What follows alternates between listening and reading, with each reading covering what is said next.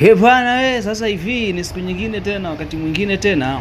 Tarehe kama ya leo tunaamua kuwaletea exclusive nyingine ya namna yake. Leo tunawaletea SGR na kuonyesha movement za SGR zinavyofanyika.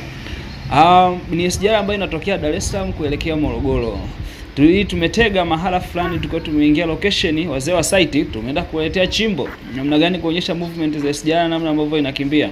Ambao walipata kusha kuiona sio jambo geni kwao, lakini ambao bado hawajapata kuiona wataona namna gani ambavyo mzigo huu unakimbia. Hii inakimbia kiasi cha kwamba kwenye kamera haikai baba. Ni uongo. Yaani tulichoamua sasa ni ku slow motion, angalau wadau muweze kupata kuiona vizuri kwa utulivu. Ila hii sio speed yake. Sisi tumefanya kupunguza ile slow motion ili mradi muweze kupata kuiona.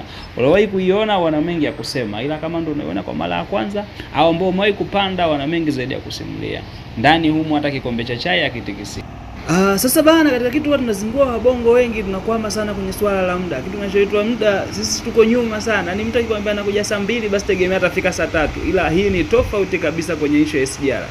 SGR ikikwambia itapita hapa na dakika 45 basi jua ni dakika 45.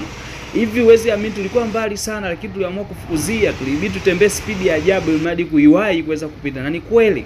Yaani tumefika hata dakika moja hatujachukua mzigo huu hapo unapita. Means ya kwamba tungechelewa dakika moja tu basi hii tuliokuletea hii kamera hapo singeweza kuiona hii video. Hii exclusive ungeweza kuikosa maana tulikuwa tumeenda out of time. Chelewa ni dakika. Short out ni kwamba inakuja on time kama ilivyo. Ikikupendeza usisahau ku like, kushare, ku comment na kusubscribe pia.